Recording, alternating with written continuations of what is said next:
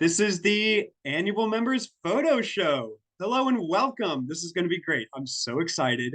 My name is Adam Goodwin. I'm a board member with the Portland chapter of Native Plant Society. Native Plant Society promotes the enjoyment, study, and protection of Oregon's native plants. I tonight would like to especially welcome any new members who have maybe this is their first annual photo show, which this is mine as well. So welcome. We're in this together. It's going to be fun. But as a part of Native Plant Society of Oregon's mission, each month we present a program of topics that are timely and of interest to our members. And this month is the photo show, which we'll get to in just a moment. Right before we do that, I would like to go over how we're going to do our business on Zoom this evening. So for all participants today, let's have our video and audio off for the presentation. At the end of the presentation, we will have an opportunity to all turn on our cameras and unmute and have a conversation amongst all of us. It's a great time for us to chat and get to know each other, especially new members to introduce themselves. So we'll have that chance at the very end. If you do have a question during the program, put it in the chat.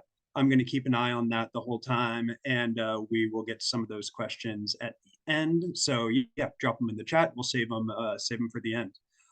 As for presenters, the way we're going to do it today is I'm going to be running a slideshow. I've got all your photos. Thank you. They are awesome. I had a really good time looking through all of them. But you will share, you will just turn on your camera and unmute yourself. That's all you have to do. So yeah, everybody's cameras will be off except when you are presenting. Just go ahead and turn on your camera and unmute yourself, and I will go through your slides. And if you would just tip me off when it is time to go to the next slide, I will keep things rolling. One more note for all of you 14 presenters. Thank you all 14 of you for being here. We have a lot to get through, and we're going for 5 minutes apiece. I'm looking at some of you with 50 or so slides. We'll try to get through it pretty quick. So anyways, I believe that is all. If anybody does want closed captioning, click live transcript. That should be available in your Zoom settings. Holler if you're having trouble with that, but you should be able to enable closed captioning. That's all from me. I would love to get to the show. So we are starting off here with Paul. So Paul, as I am starting to pull up this slideshow, you can go ahead and unmute yourself and turn on that camera. Do I get to say anything? Oh, Willow, yes. Hello. So yeah, Paul, you can go ahead and start getting yourself ready too. I'm going to unshare my screen. We'll go on. I'm sorry to interrupt this program for a second, but hello everyone. I'm very excited that you're joining us. I'm the current president of the Portland chapter. It's all my fault. And for 5 years, I just want to say I want to thank everyone who is a member, who's ever considered being a member, who thinks we're cool, and everyone who continues to love us. It's been a big privilege to work with all of you. And after 5 years, I'm going to be moving along, but I'll be around. And especially want to thank these program. The program committee is outstanding. We have produced 32 programs, something like that, since we started in September of 2020 and taught ourselves how to do this. It's very wonderful experience, and we have a wonderful board. I just want everyone to know that it all happens on volunteer energy, and this is an amazing group. So thanks again, all volunteers. You know who you are. And take it away, Paul. We're very excited to see you start our program. Bye, everybody. I'll see you at the end if you want to hang in here for a while, and we will have a social time where we'll turn on our cameras and visit for a bit for a holiday, some cheer. Bye now.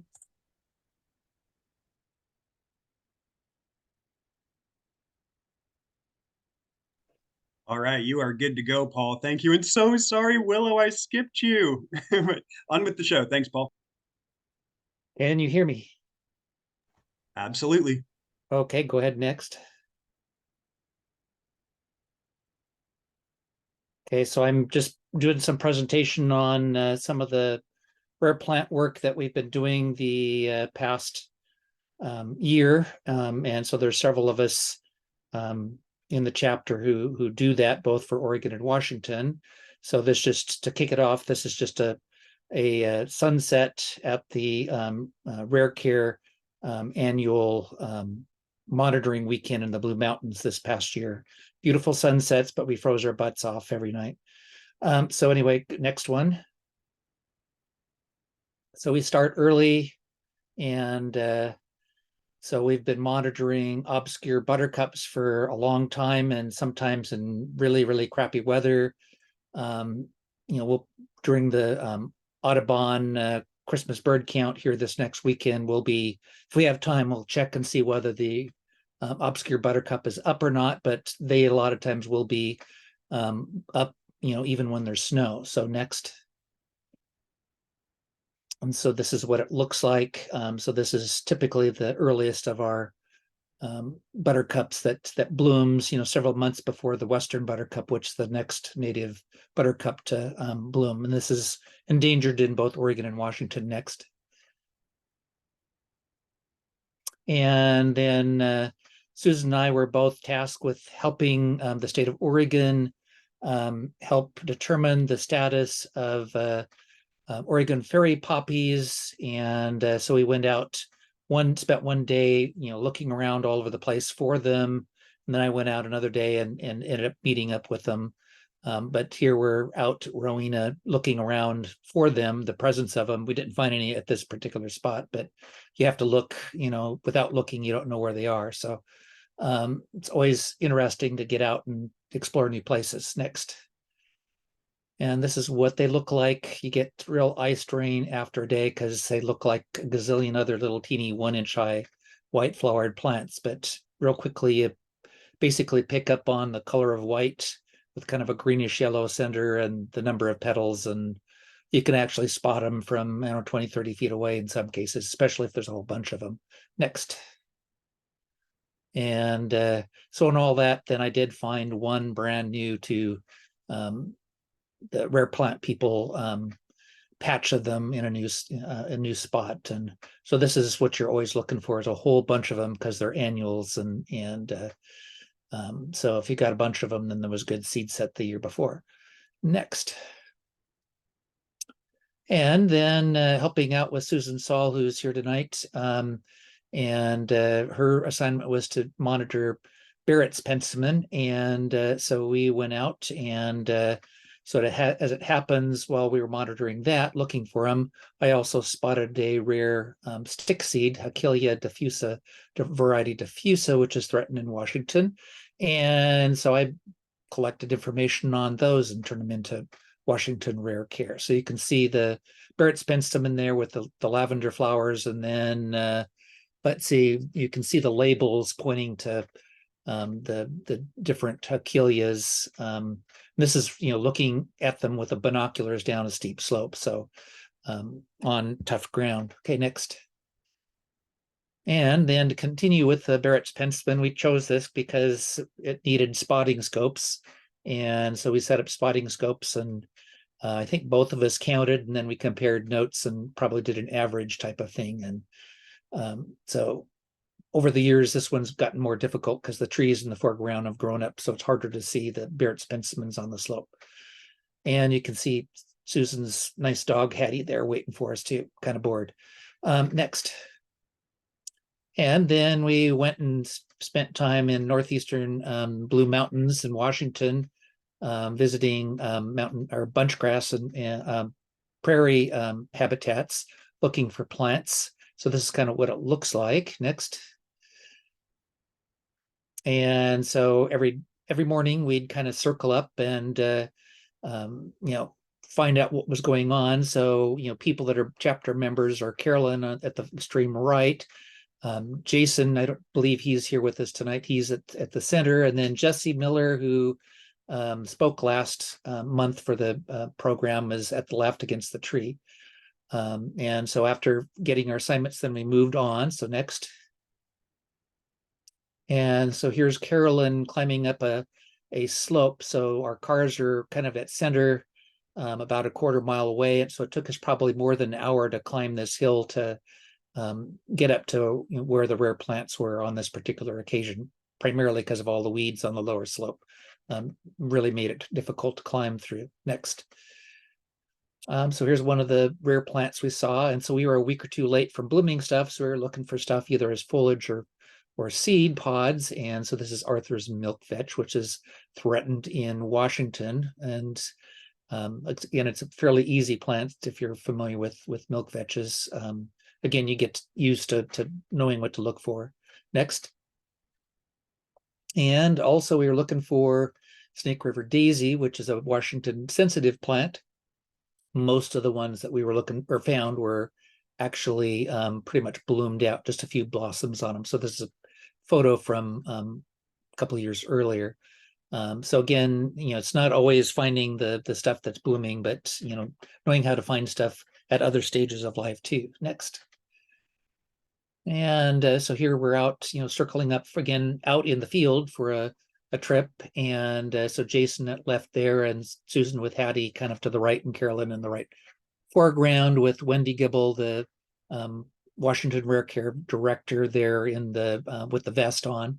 And so we then went out on a ridge line looking for several rare plants and spent a lot of time GPSing and just basically searching.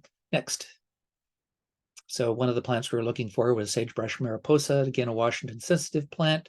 These were still in bud, so this is what they would look like a week or two after we visited. Quite a pretty plant. It's related to our kind of our lavender sagebrush mariposa in the gorge. Next. And a pretty new plant to science is the Yeti phlox, Phlox olivega. You can see two at lower left, and then there's more through the background there. Again, they weren't in flower. So it was, once we got a search image of what it looked like, then it was pretty easy. But, that first time finding them was difficult to identify because phloxes aren't easy. This is their habitat anyway. Next. Oops, skipped. Okay, this is what the phlox looks like up close. So it's about, those stems are probably about 2 or 3 inches tall, and the leaves are about half an inch or so long. So a little bit different in terms of phlox. Next. And then taking a little break here and had Wi-Fi connection to Lewiston, Clarkston. So checking emails and things like that. But again, just showing you that we're in bunchgrass habitat with lots of flowers and things in the background there. Next. And then our last day at Washington Work Here weekend, we were looking for Penstemon pinellianus, which is Blue Mountain's beard tongue, and it's quite a nice looking plant. If you think Barrett's penstemon is nice, this is even nicer. A Washington sensitive plant. Next. And then most of the plants that I turned in, I think I turned in more than a dozen, maybe 15 rare plant reports last year to both Oregon and Washington, and most of them are just out finding them during hikes. So here's Susan, Carolyn, Krista Thee, who is a longtime Gorge member, and Melanie Bjorgi, who used to be the treasurer here, out just on a hike, and we happened to find several rare plants, including Western Ladies' Tresses, which grows along the edges of streams and ponds. So just happened to find it by chance. Next. And this is what they look like. Quite a cute little plant when you look at them with a hand lens. And so they're May, June bloomers. These, I think, happened to be June when we found them. Already have scoped out another place to go look for them nearby, about a mile away, for this next year. Next. And not rare in Washington, but threatened, endangered in Oregon. And unfortunately, I didn't have a GPS along because I didn't know it was rare at the time. Just east side of the Mount Hood, we were finding a few plants along trails that we like to hike out there. So Castellacea thompsonii, Thompson's paintbrush, quite usually kind of a yellowish color, but it ages to a kind of a pinkish or reddish color. Next.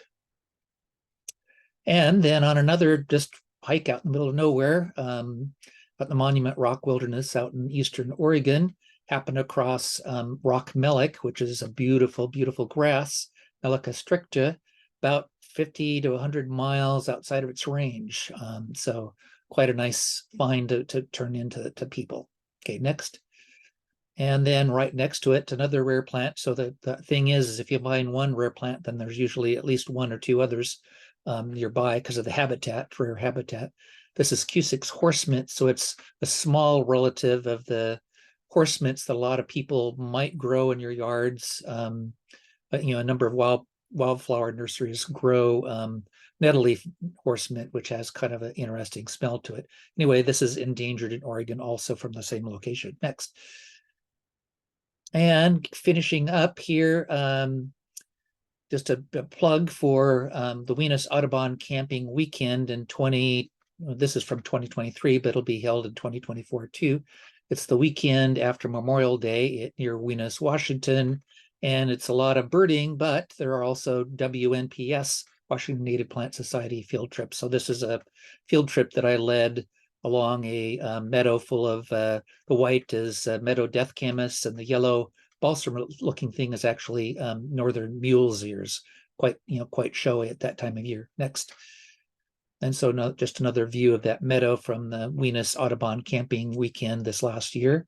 And next, I think the last picture. And so again, thanks to my sidekicks, both Susan Saul and her pup Hattie, who is a real trooper, goes out with us all the time. So I believe it's somebody else's turn.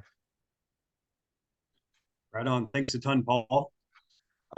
Betsy, you are up next, so you can go ahead and turn on your video and unmute yourself. I'm going to reiterate a note. I just really couldn't have interrupted to talk about rare care, and especially after all of Paul's photos that I enjoyed on Facebook and into IDs in the comments. But we're clocking in at 12 minutes, so look out for 5, y'all. Maybe start a timer for yourself. I don't want to start jumping in and interrupting things, but yeah, keep your eye on the time because we don't go past our bedtime. All right, so we'll turn it over to Betsy.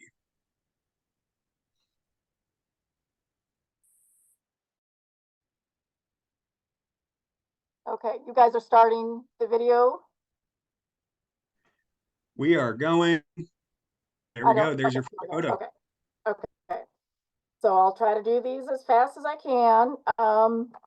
This is one of my favorite small trees, Cercocarpus ledifolius. And these are the achenes, the seed pods on that small evergreen tree. This is from Central Oregon. And it's Cercocarpus ledifolius, the mountain mahogany.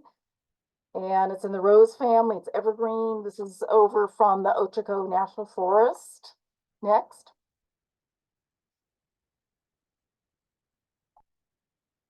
This is an interesting evergreen ground cover called crowberry impetrum nigrum, and it forms a dense evergreen mat. And this is taken over by Curry County along the coast, Central Oregon coast. And it's in its own family. It grows at both alpine and coastal locations. Next. This is a Portland Community College field trip to Heritage Seedlings, their native plant and prairie restoration farm over near Salem. And this is a little clump of Sidalcia nelsoniana, Nelson's checker mallow, which is a threatened species of wet prairies in the Willamette Valley and also along the Oregon coast. Seeds of this plant are stored in several depositories, including over at Portland State University, at the Ray Sellingberry Botanic Garden Seed Bank. Next. And this was taken over at the Olympic National Park, Olympic Mountains, backpacking to Grand Valley. This is Silene acalis, moss campion, clinging to the rocks there in a very high alpine region. It's in the Caryophyllaceae family. I chickened out crossing a big snow banks. Instead, I held back and found this beauty. Next.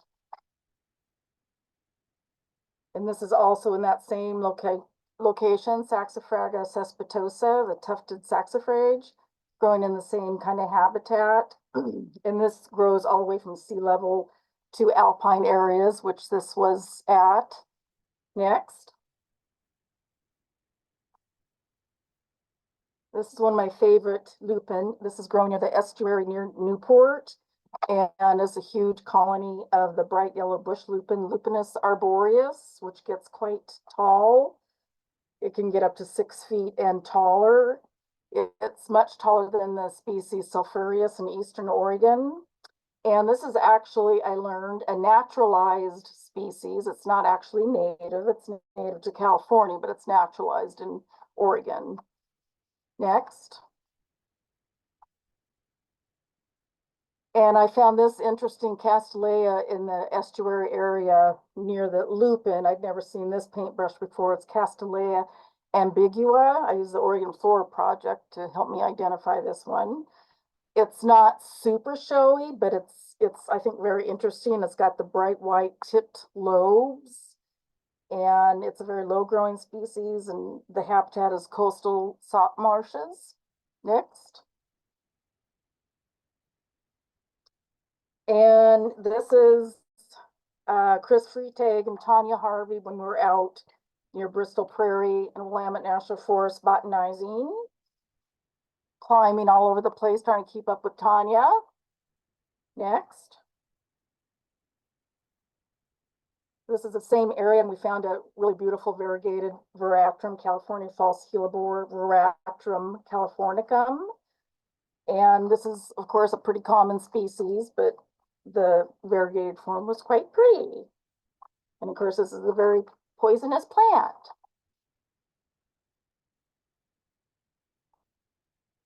Oops. Go back. There we go. There we go. So this is still botanizing with Chris and Tanya. And we were doing botanizing and collecting herbarium species for the Citizens Rare Plant Watch program, which was started by the Native Plant Society and run now by the PSU Plant Conservation Program. And this is the plant we were after, Lecia columbianum. And this is still Willamette National Forest near Bristol Prairie. Next. And here's one Chris is getting ready to press. Next.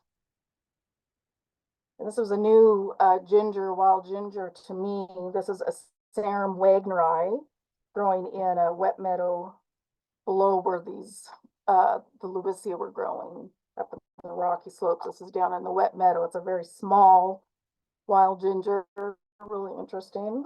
Next.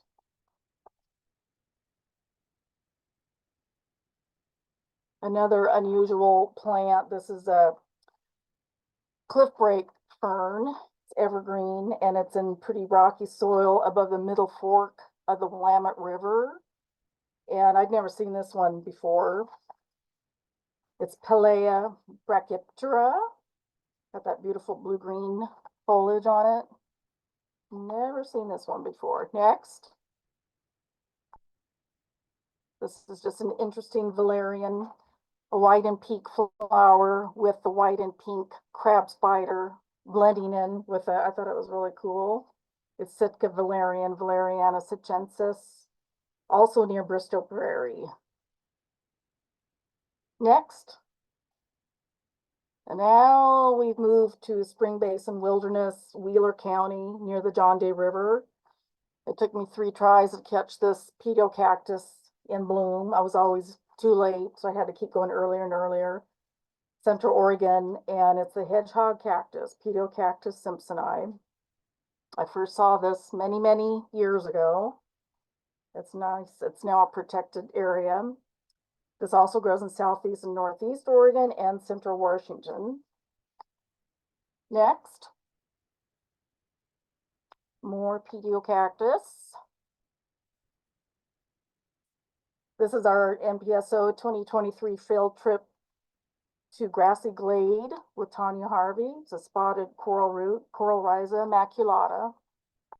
Next. And here we have the heartleaf milkweed that Tanya took us to, Grassy Glade. Asclepias cordifolia.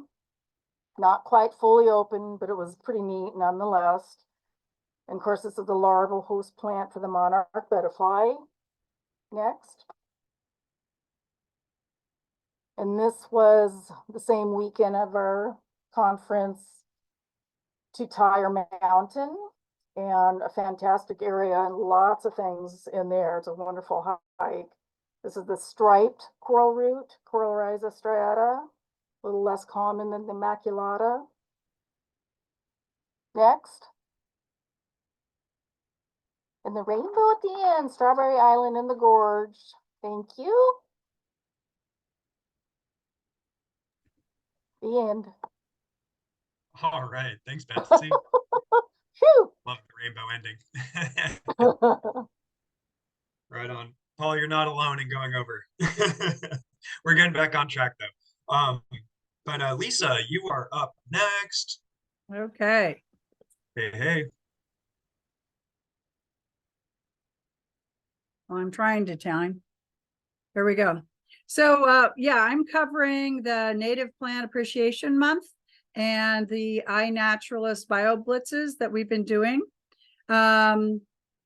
The first Native Plant Appreciation festivities were just a week long at the end of April, kind of along with, you know, Arbor Earth Day and all of that.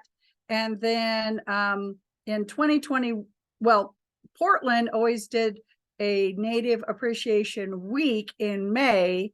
And then in 2021, I started doing the Bio Blitzes. And so we had a Native Appreciation Bio Blitz in May, and then it all got switched officially into April. So,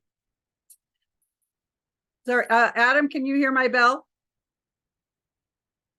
Okay, so I didn't hear your bell, but I think I got you. Okay, so we started an earlier Bio Blitz this year, looking for spring, and so here is Kimberly Jarvis. Looking at a very grand very grand big leaf maple. Okay, I'll just say next. And this is a particular place, Whipple Creek near Ridgefield, where there actually is this association between the big leaf maples and the grand fir. And it's amazing to go in there, especially at this time of year when everything hasn't leafed out and you can really see these beautiful grand fir. Next. And what was interesting though, is some of the boughs that were laying on the ground, it's like, wait, those aren't flat. How can those be grand fir? And, you know, turning them over, looking at the stomata lines. So anyway, that it was one of our first conundrums. So we had all those beautiful rare plants. Now we're going to be looking at common conundrums. Next. So it was so funny because we were looking up silver fir, white fir. So as you can see, grand fir, Abies grandis, does go by many names. Lowland white fir, great silver fir, western white fir, Vancouver fir, or even Oregon fir. Next. So looking around, of course, not many flowers yet, although this was the 1st of March. We saw lots of catkins. And so we just had to start guessing and pondering what the different catkins and which kind of hazels or alder we were looking at. Next. So we started comparing the catkins. And I'll have more information later. And but you can see Coryllis avellina or Coryllis cornuta. And another one of those conundrums has to do with our nettles. Urtica dioica, which is actually that European one, but most of us have learned to call it that, or the Urtica gracielis. And it's actually one of those gracielis. Anyway, more to learn. Next. Thank you for adjusting that, whoever adjusted the screen. So still looking for signs of spring. Anybody recognize this plant yet? Next. Well, here's one of those first signs of spring that we're always looking for, but had not found yet on our travels in March. Next. But a rare day, March 18th at the Tualatin River Wildlife Refuge, and we started to see things in bloom. So this wasn't exactly a native plant appreciation month event, but it was kind of a special event. Maybe it was just considered a regular hike, but I kind of felt that this kind of kicked off the native plant appreciation season, shall we say. Next. And that's one also that we're always looking for during the month of March and April. Our Ribes sanguineum. Next. So here we get a closer look at some of those hazels. And thanks to Jason being along, he started showing us that typically on the common hazel, there are more than two or more catkins, and that the flower is farther away. And then on the far right, you have the Avellana, where the flower is right there with the catkin, and they can be double still, but they're more typically singular. Next. Hey, Lisa, I've got you at about 6 minutes and 1/3 of the way through your slides. Oh, okay. So this is milepost 68. Adam, I'm sure will tell us more about milepost 68, but we always have kind of a work party up the gorge around Native Plant Appreciation Month. Next. And of course, we're looking for spring, and we always have to go east. There's our grass widow. Next. And the beautiful yellow fritillaria. Next. Matching the yellow garbage bag. I like that one. So back on the west side, still waiting for those trilliums to pop. Next. And so we one of our first actual Native Appreciation Month trips was to Kanema. And there's also a very nice grove of the Abies grandis there and associated plants. Next. Next. Oh, there we go. So again, looking for things that we can see and pick out. Next. So there we have the Pisacarpa on the left, and then we have the bald hip on the right. Next. And there's a tricky one for us, but we always have to pay attention to those sticks, those witches' brooms, I call them. Next. So at this point, we were looking at twigs and leaf buds. Next. There are so many that start like this. And so then you're looking for whether there's prickles, you're looking how smooth, you're looking opposite or alternate. Next. And finally, we found our oso berry. It finally was spring. And so then we started looking for the male or female flowers. Next. And there's finally our flowering currant. However, I think that's actually more of a native var because it was procured and planted by Metro. And then that one on the right is an interesting twist. Okay, next. And of course, we have our violets to contend with. Next, yeah. And I actually wasn't on, well, I was on this trip, but this trip represents one that Kieran and Adam led up at Cooper Mountain. So next. And next, so get into our oaks. And again, some more twigs and little buds. Next. And that was much later, but I thought I'd put it in there in order. Next.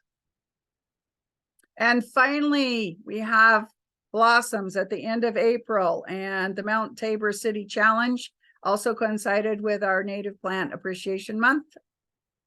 And Trillium ovatum is indeed the winner in our BioBlitzes, combined 856 observations. Next. And Nettles toothwort comes in second with 361 observations. Next. Oh, and the stream violet was 329. This is always rare to be able to actually find the fairy lanterns. The fairy bells are much more popular. Next. And then our annual trip to Lacamas Prairie. Next. And this was guided by Carlos Abruzzi. And again, Camas aren't out, but we don't really expect them till May anyway. But we had that beautiful Trillium albidum. Next. And other interesting plants. And then that's the I can't say it. Anyway, penstemon, that special rare wet penstemon. Next. Next. Or was it? We lost Adam. Adam. Oh, okay. Lunchtime. Great Greek. Okay, next. And back at Kanema, and the Camas are blooming. We're saying hello to Camas and goodbye to Gina. Next. And again, a conundrum. Which Camas are these? And hopefully this is one of each. Next. And then that's our question, is where are we going to go next year? This is actually Quamas Prairie. And we have David Lewis talking to us in January. And I was here with him in May, I believe. So next. And next. And there we go. Where are we going to go? So ideas for Native Plant Month and trips. Hopefully you guys will join Kieran as he leads our hike leaders meeting in January. Thank you all. Right on. Thanks, Lisa. Good. Okay. Getting out there with you. We got David next. Hey. Yeah, start. We made a trip down to Northern California in October, spent a night in Etna, California. It's a small town of 800 people. It rolls up the sidewalk at 9 o'clock, but great place to eat at the Denny Bar Company next. Up on top of Highway 3 between Trinity and Siskiyou County is Scott Mountain. Wonderful place to botanize, small campground, Scott Mountain Campground next. PCT goes along the county line at this point next. And while someone's out botanizing in the meadow, someone who is contemplating nature can find next, happiness next, and love. So it's a great place to find happiness and love at the Scott Mountain Campground next. You can also see the Eddie's stonecrop, sedum, never mind, forget it, forgot it, next. This flower is found in Oregon. I can't read my note, but anyway, found in southwestern Oregon next. Over on the coast near Eureka, of course, you get wet coastal forest, including big leaf maple next. Headwaters Forest has a new trail that we discovered next. Up Sunset Bay in Oregon, you can see the root balls from Sitka spruce below high tide line. Don't know in which subduction zone event this occurred, but great place to see root balls in below high tide next. And South Slough, great place to wander around next. I can't remember the name of this buggy fly, but it was on coyote brush. Next.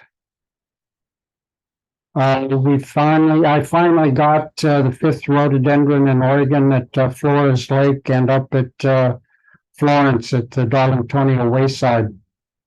If you haven't been to Flores Lake, I highly recommend it. Great place. Next. Now we skip over to the Big Island of Hawaii, and in this picture is the lava dock, or Rumex scotsburgii. It's endangered, and on one of our outings to visit a kipuka on the southern coast of the Big Island, we found this to be common. Almost ran over it, as you can see one of the plants in front of the car. There are about 20 of them in this spot. Next. This is up close and in person. You can also find it wandering around, but not so common in Hawaii Volcanoes National Park. Next. That's it. South Slough is down by Charleston, Oregon. Right on. Thanks, David and Andrew. Cool, calm, and collected and quick. I love it. Also not pictured in your slideshow, no feature of rhododendron, surprising coming from you, and no picture of the check engine light up the Mount Hood forest roads. All right. Did anyone answer the question? The Darlingtonia is in Florence. It's the only state park in Florence that is all devoted to Darlingtonians. Yeah, north end of town. Can't miss it. It's great. All right, Kim, on to you. All right.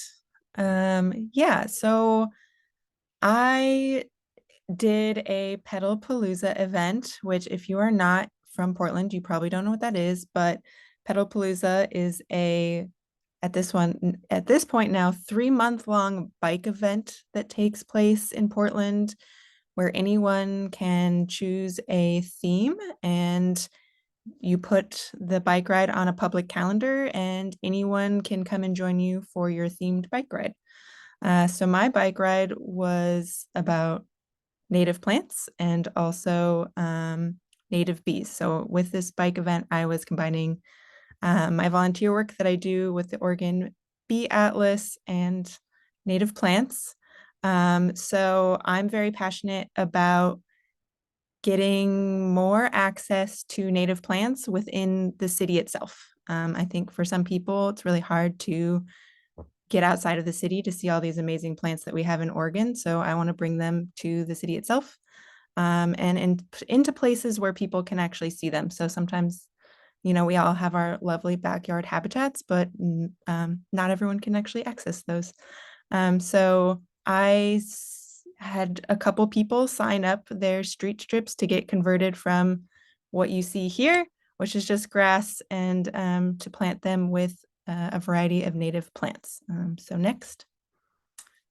So yeah, this person, this homeowner had a young man dig up all of her grass. And so I flagged all of the areas where we're going to put in native plants, and I got lucky and got a beautiful stump from somewhere for free off of Facebook. Next.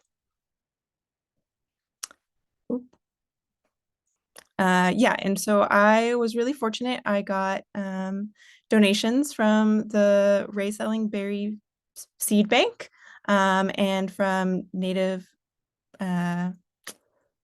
from NPSO members. And also I did just, a little fundraising, and I was able to buy a bunch of native plants from Twin Flower Nursery in Milwaukee. Next. And so this was the group of, or at least some of the people that came out, and we did this in September. At least a pretty good time to start planting native plants, where it's still sunny enough to do a bike ride, but also hopefully we're past the huge heat waves.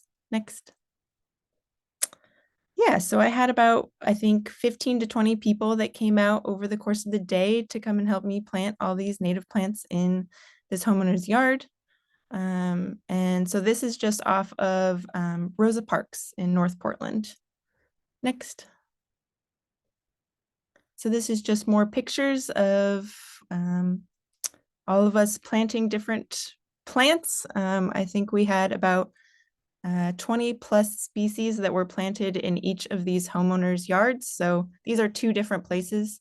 The one on the left is in Southeast Portland, and the one, like I said, on the right is in Northeast Portland off Rosa Parks. And so each of these houses had 20 plus native species planted. Next.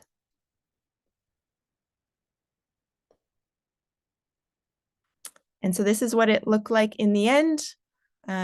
So yeah, great variety of native plants. We were definitely focusing on pollinator species and species that are going to do well in this environment. Obviously, there's a lot of reflected heat.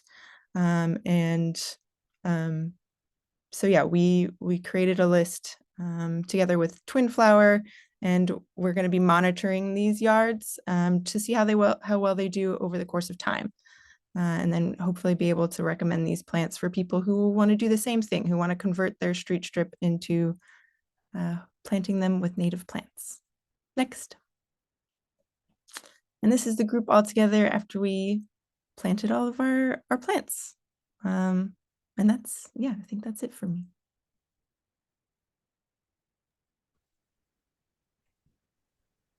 All right. Thanks, Kim. Kim is one of a handful of enthusiastic entomologists on the NPSO Portland board. It is fun having them. All right, Mike, we're on to you. Move on to the next slide then. So this fall, I got into exploring the fungi on our property. We live on about 40 acres of predominantly oak woodland in the East Gorge near Mosher.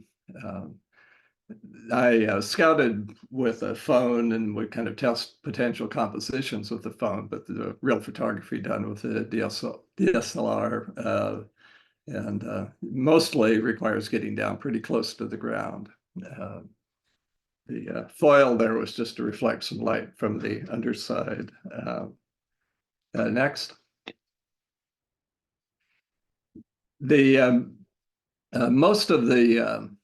In most cases, the depth of focus is so shallow that you can't get the whole scene into focus in a single exposure. So most of these are focus stacks where the focus is advanced in steps.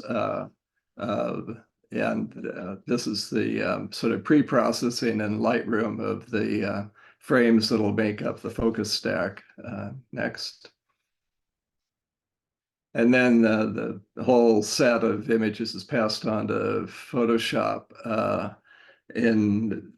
to be combined. Just the in-focus portions of each image contribute to the final image.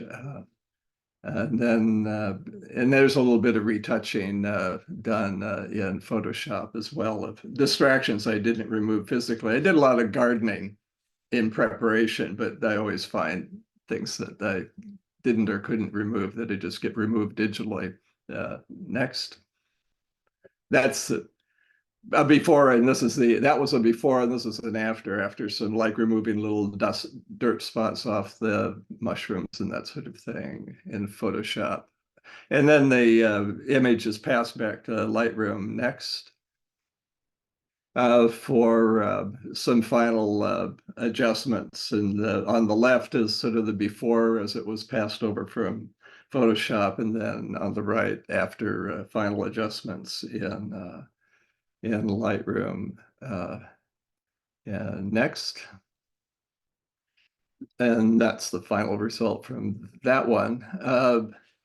And then what follows are just sort of portraits of a variety of fungi that I've discovered on our property this fall. I haven't attempted to identify any of them at this point. This is just art, not science. I think working on identification, that's a whole other project. Next.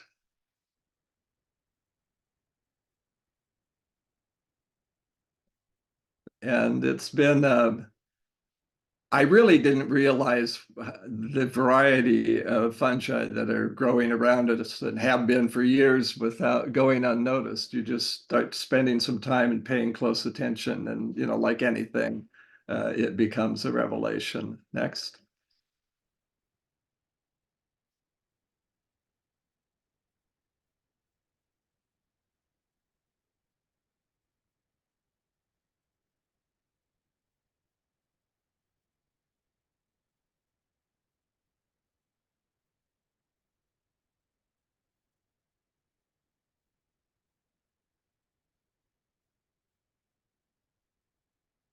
And one thing is leading to another. I'm now starting to get interested in slime molds, but that's a whole other at a whole other scale and a whole other adventure to pursue here. But we're doing fungi at this point.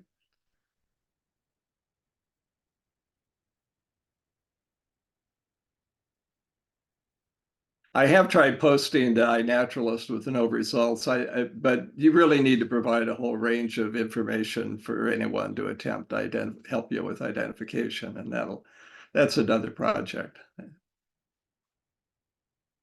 But what I am noticing is I'm getting familiar, at least without scientific ID, with many now, seeing them over and over again, and also patterns in their growth, and including, it might not be this one, but there's a small white mushroom. I see a whole array of them fanning out from Doug fir, almost as though they're following the root pattern below. And so there's a whole other world underneath the surface to explore. The one species I do know is Amanita muscaria, and these are the ones that always have caught my attention. They grow under the cottonwoods on the edge of our pond. And that's sort of where I started earlier this fall, was with the Amanita, and but then didn't stop there, and that's been a rewarding experience.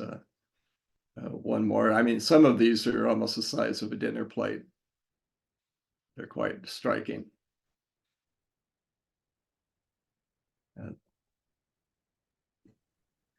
Mike, thanks for the fungus section. That was a good example of the old Monty Python. And now for something completely different.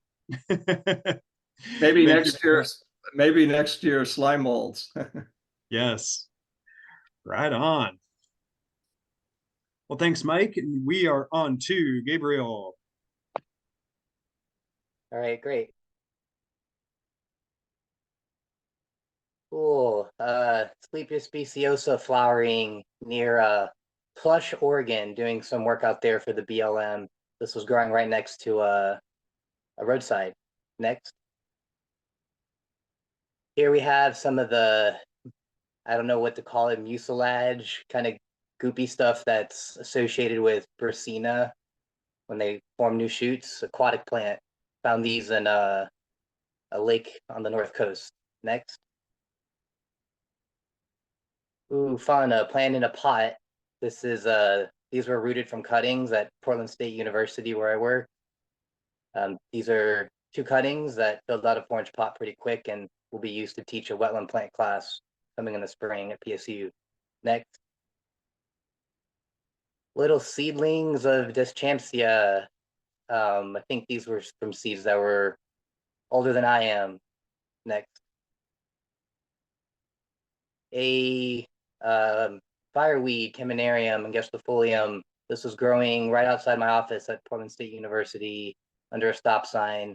Didn't look like it was planted, but certainly brought me a lot of joy. Next. Ooh, some Downingia elegans seedlings. I believe these were photographed at someone's house. I'm blanking on the name, but one of the Symbiop nursery co-owners. Next.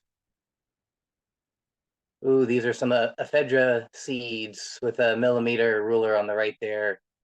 Kind of a cool conifer that grows out on Eastern Oregon. Collected these while others were driving down a treacherous set of setbacks, I was able to hop out and grab a few seeds and put in my pocket. Next. Ooh, this was some fruits collected on Mount Hood of a Gaultheria humifusa. Went out there with Zach, NPSO member, had to convince him not to eat all of the seeds we collected because these fruits are so tasty. Next. Gilia capitata seedlings with the cotyledons and true leaves there. Seeds from the early 80s grown at Portland State University. Next. Some Gaultheria flowers on coastal plants. These were photographed using money from, or travel to get there was provided by the NPSO's conservation grant, I believe in 2022. Next. Off of the same grant that I just mentioned that NPSO provided, we were able to collect a bunch of coastal plants, and this was one of them, Juncus breweri. Has a mean rhizome. Check it out. Next. Some Myanthemum racemosum fruits that were collected. These photos were taken at a campground, I believe, owned by PGE, doing some aquatic invasive species surveys on some other land. Next. A lomatium seedling, still got the, I guess, the fruit attached to it, and the cotyledons are in an epic struggle to get out. Next.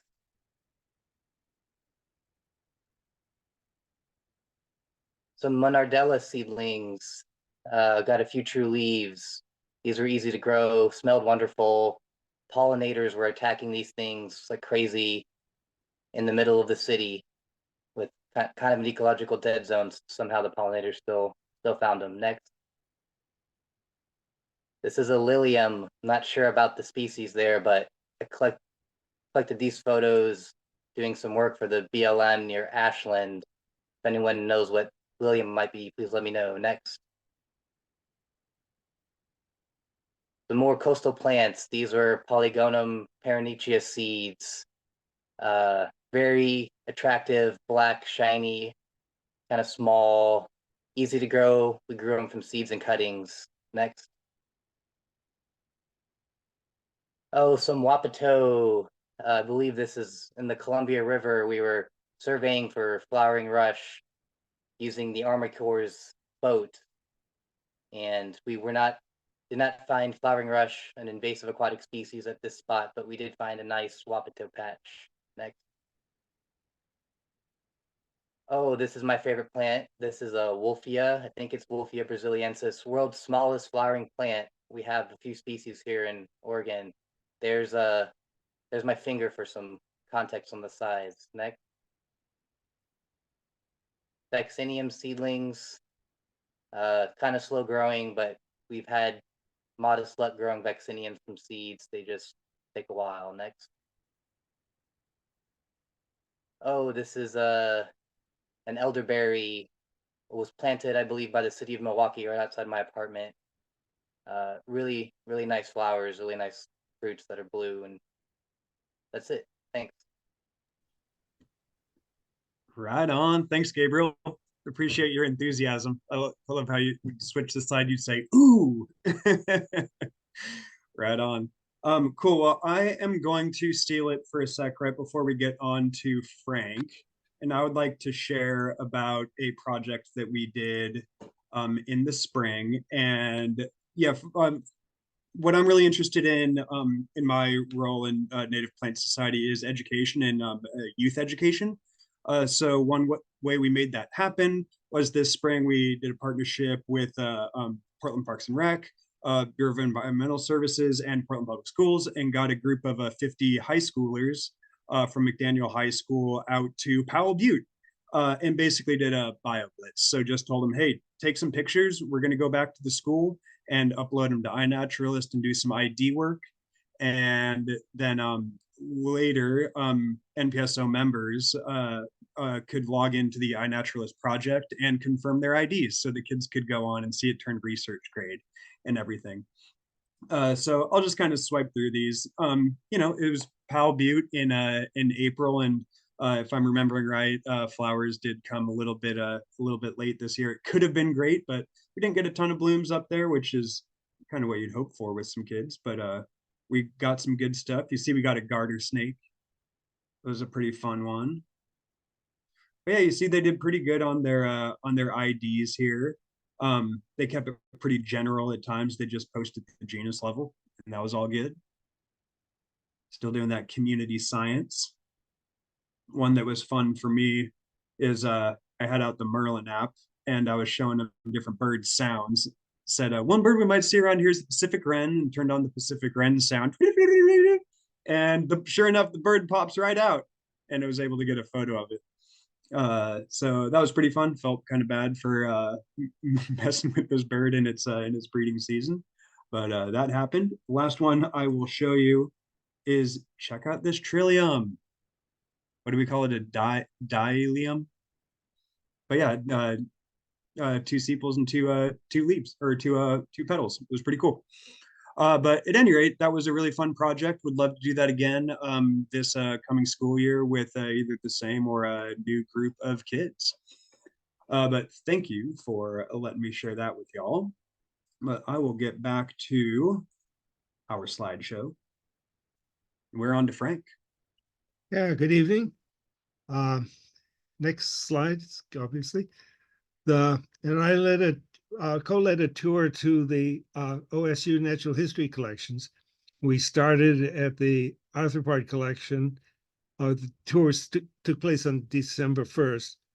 And the Arthropod collection tour started in the public foyer, an area open to the public and students, obviously.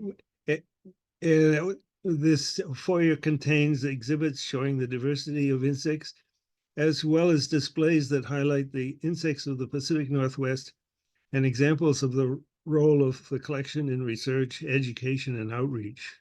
Next slide. And that's some of the outreach and educational displays. Next slide. Our expert tour guide, Chris Marshall, curator of the Arthropod collection, is shown here revealing his enthusiasm for the collection and his work. I mean, he really enjoyed showing this stuff off. Next slide. Chris regaled us with examples of the diversity and beauty of insects. Next slide. Later, we visited the clean room where the incoming specimens are prepared and research conducted. Chris also described the protocols used for preserving specimens. Next slide.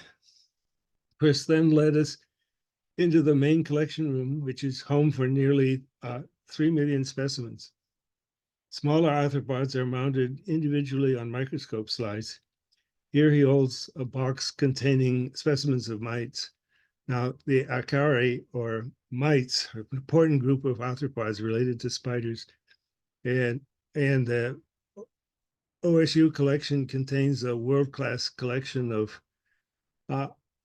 mites, due largely to the presence of a longtime professor there who specialized in mites and wrote the handbook of mite identification. Next slide. The most insect specimens are pinned, with each species stored together in individual cardboard trays in special drawers. The collection is arranged taxonomically, so that one can easily retrieve a species and its relatives for study. This is a common blue, closely related to the endangered Kincaid's blue. So each specimen documents the date and locality where the specimen was collected. This allows researchers to track its distribution over time, and also allows research questions that can be answered by well-curated natural history collections. For example, the insects of the Pacific Northwest are still poorly known, and many new species remain to be identified, including in the collection as well as still in the field.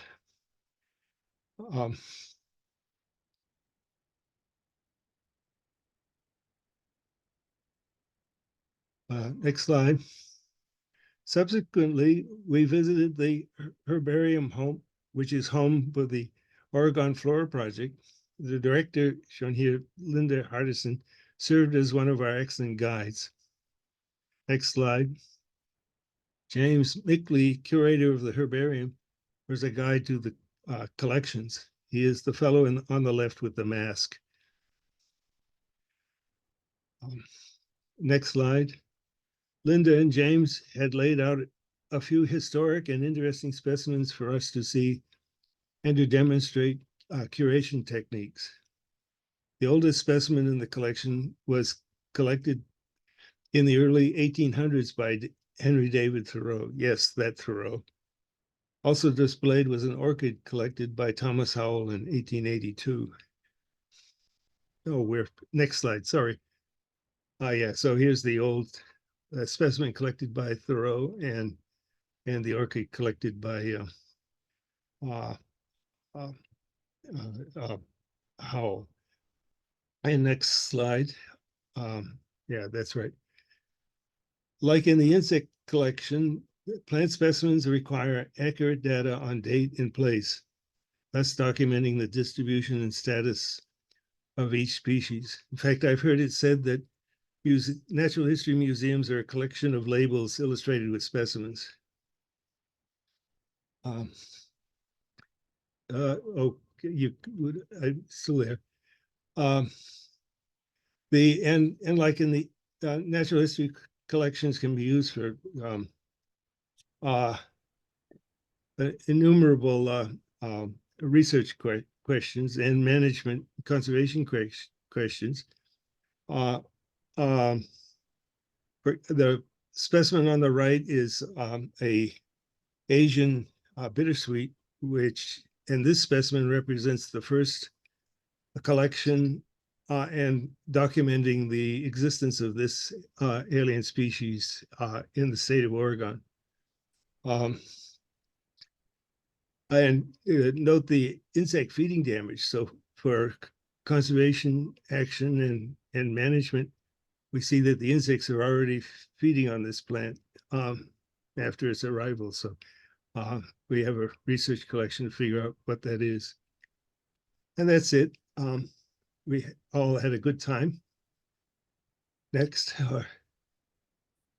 Thank you. Right on. Thanks, Frank. Thanks for putting that trip together. I know everyone really appreciated it. Frank's part team entomology around here too. All right, we are on to Carolyn. Hi. You can hear me, I hope. Okay. My photos all were taken in the first 6 months of this year at Nob Hill Nature Park. It's about 30 miles north of Portland. It's 7 to 10 acre oak woodland, and it has some nice gravel loop trail and some nice views of the Columbia River just out to the northern tip of Sauvie Island. And my first few slides, I'm sorry to say, are not natives. We were out there right about this time last year, and we saw this. And we said, wait a minute, what is all this dark green leafy business? And it turns out to be, I think, Japanese privet. Next slide. And that's another look at the same plant, which we successfully weed wrenched out because like now, last year as well, the soil was very wet. It was optimal conditions for weed wrenching. And the reason I'm showing you some non-natives is it's the type of thing we have to contend with absolutely year round. Next slide. Oh, okay, I did put this in. That's the tool. There's different names for it. Extractigator, polar bear. Ours is called a weed wrench, but it's like a giant wine cork. Next slide. And this is native. We didn't even know for years that this plant was there. We have mobs and mobs of the tall Mahonia or berberis, which was the aquifolium is. But this is the Cascade Mahonia. And we were sort of shortcutting through an area and we noticed that there was an entire slope filled with it. Next slide. This is the boo hissed moment where it's really depressing that we will never run out of English ivy because there's mature ivy everywhere between Portland and the coast on so many trees, and the birds eat the berries and then they drop the berries in inaccessible areas. And our first mission at Nob Hill was to get the ivy off the trees, but there's still ground ivy and there always probably will. And all we can really do is note where it is and try to go after it. Next slide. This is our friend Patrick. This is just on the 5th Street right-of-way trail that adjoins Nob Hill. Just one example of some massive ivy that's been let go, way too long. Next slide. Next. Okay, now we really are starting. This is just one of the many beautiful native oaks out there. Next. This is a brief look at the park entrance. We have kind of straight ahead, there's a kiosk with a little bit of information, and there's you can see our gravel loop trail, and we have a beautiful oak woodland, a lot of uplands, and one little bit that's more of a low-lying ecosystem. Next. And there's one of our common beautiful natives, Trillium. Next. And this is a common native that I hadn't seen before Nob Hill. It's Phacelia nemoralis, and nemoralis basically means shade loving, and it truly does grow in the thick. You can see the beautiful rich soil, the oak leafy mulch, and it likes the broken sun and maybe the north side of a hill and that type of thing. Next. And this is one of the early fawn lilies. And just one last footnote about invasive plants. Unfortunately, our park has been fairly heavily swept with shining geranium to where it's almost inconvenient to get a fawn lily without shining geranium in the shot, but I still manage. Sometimes a little light weeding is needed. Next. This is a checker lily, Fritillaria affinis, very, I would say fairly abundant in the woodsy area with the soil out there is just phenomenal. And actually in about the top 1/3 of this shot is the Columbia River. Next. And this is just the foliage of an emerging checker lily, but I liked this photo because it sure looks like a very round stem. The stalk of that to me appeared to be very round. Next. Just a common native, it's the osoberry that is early to leaf out. We do have male and female plants. The female have beautiful clusters of berries. Next. This is Myanthemum racemosum, I think, emerging. There's only 1 or 2 spots in the whole park. Next.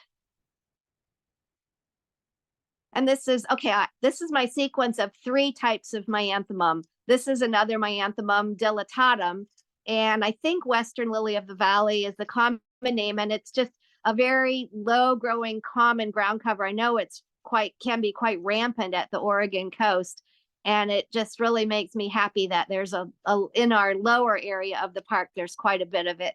Next. And this is, sorry, no flowers. It was too early. This is the 3rd Myanthemum stellatum.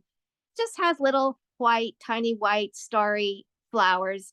And I always knew there was a patch of it just off to the side of the lower trail. But this past spring, I was looking around for some ivy on the ground or something. I was wandering around and I realized that this stuff spread 40, 50 more feet than I was aware of. And it seems like you never really find just one. It seems to grow in clusters in moist, low-lying areas.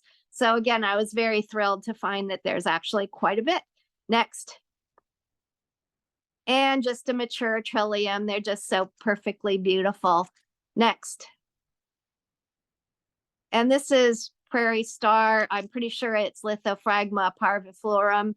And I'd say the flower is about a foot off the ground and it's fairly small, but it's sprinkled around. It's more of an upland plant, and I think it's just stunningly beautiful. Next. And this is Western Buttercup. We only have it in 1 or 2 places. One place you can find it is where there's a connecting trail between the 3rd and 4th Street spur. There's, for some reason, that segment of trail is lined with Western Buttercup. Next. Oh, and this is one of 1 or 2 shots I have of candyflower or Claytonia. That is an just a, how can I say this? A fundamentally important part of the ecosystem. Next. And this is, I believe, a Viola glabella or streambank violet. And this is not a close-up, but if you were to look close at that flower, you'll see there are lines on that lower petal. And I've been told that those are bee guides. And I always find that very amusing and charming. Next. And this is a fun little thing that I've never seen anywhere else. And I believe it is Cystopteris fragilis or fragile fern. There's just a little patch of it by our lower bridge, and it seems to come out quite early. And by summer, it's effectively gone until the next year, but I've been sort of tracking it, and it's possibly expanding a little. We've been trying to clear away some of the invasive grasses that are kind of crowding it. Next. Another shot of candyflower, just because it's such a beautiful and beloved part of that oak woodland. Next. Okay, now we're looking again at our Myanthemum racemosum. This is our clump of it in its full glory, just looking really good. It's just below kind of a rocky outcrop, and it's neither all the way up nor all the way down. But I want to point out there's something in the lower right that's reddish. Well, that's poison oak. And we have so much poison oak, it's kind of astonishing. So we always try to tell people to keep dog on leash so that they won't run through the poison oak, hoping that encourages people to comply. Next.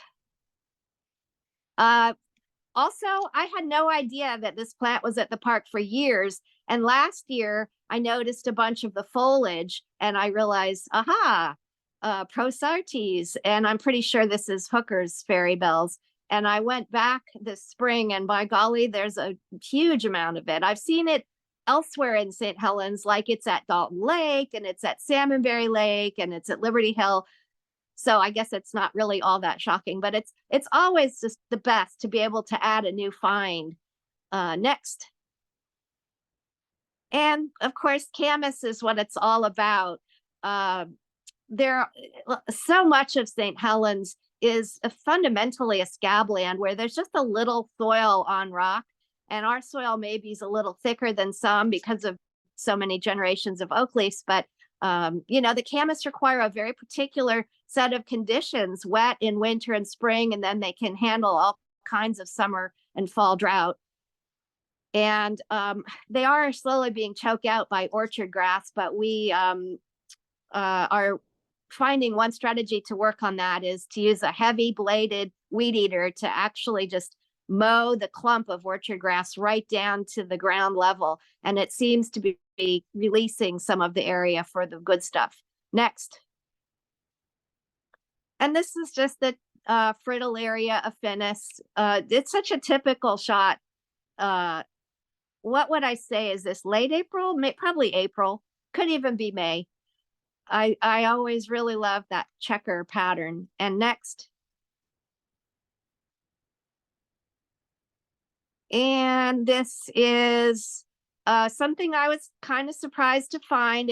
I believe it's Lomatium dissectum or fernleaf biscuit root. The foliage is pretty thick, and you can see right in the center of that photo is a flower, and there will be a close-up next of the umbel. So next. And there's the umbel. And I will tell you that the color is a hilarious thing to say. What color is that? Well, it's yellowish, greenish, brownish, purplish. I think it gets darker as it gets older. I mean, those umbels are sometimes, 6, 8 inches across. And this year, for the first time, I collected a bunch of seed. I think some ended up with Dr. Campbell's office, and I sent some to Linda Boyer, and I've been giving it out a bit here and there. But I don't know why there's 2 huge stands of this plant, and it's in an area that's fairly wet and even swampy in winter and spring. And it's also quite shady. So it's not what I would call a textbook location for this plant. I've never seen it personally elsewhere in the wild, but I read in books that, it grows in talus slopes, and that's very different than where we have it. Next. Okay, yeah, there we go. This is just my third and I think final shot of Claytonia. So this is what the park floor should look like, and this is what it used to look like. And I'm sorry to say that shining geranium is kind of usurping some of our Claytonia. But when it's spring and you get some of your first days of the year where it's up to 70 degrees, we've had the experience of having almost the entire park lightly fragrant from the Claytonia that's blooming. So it's kind of one of our park mascots. Next. And we have just a very few. This is, I know it as ukau or cluster lily. I think that I've seen it different names in different books, but I guess Diclostema congestum or Brodea congesta. But it's basically a 1, 2, or even 3 foot stem with this beautiful flower cluster on the top. I don't think I've ever seen any actual foliage. They call it grass-like foliage in the books. But it's funny because I once in Central Oregon, I saw a whole cluster of maybe 30 or 40 of these. But at Nob Hill, there'll be one here and one there. And, they're kind of sprinkled around in the uplands. And this year seemed to be a particularly good year. I don't know why. Next. Let's see. Have I got this right? I think this is oval leaf viburnum. It's one of the really common shrubs at the oak woodland at Nob Hill. I don't think that is Pacific 9-bark, but we have a lot of 9-bark in the lower park. Okay, and this is my mystery rose, and I'm looking at the Mark Turner book, which I don't know, it doesn't fit neatly, but I think it's Rosa woodsii ultramontana. Mark Turner says grows in moist spots within dry forests, low land to subalpine. So that's my best guess. It's a mystery rose. The hips are very much spherical. This is my mystery plant. I think it might be Ligustica mapifolium. It's the only one. The foliage you can see lower left, but it was in a top of a rocky slope in a shaded area. Next. This is Delphinium natalii, and there's a pretty good cluster of them in what I call the heart of the park. Just stunningly beautiful. Next. And closing shot, we earned 4 different Trex benches for the park by collecting hundreds of pounds of sheet plastic and bubble wrap. If you give Trex enough plastic, they'll give you a bench. So this is one of the views looking out at the Columbia. The land across the river is the state of Washington. So thank you for letting me share that. Right on. Yeah, thank you for sharing. I have to admit, I haven't been out to Nob Hill yet. I have to. All right, Dawn, it is your turn. Okay, well, thank you very much for allowing me to show my photographs.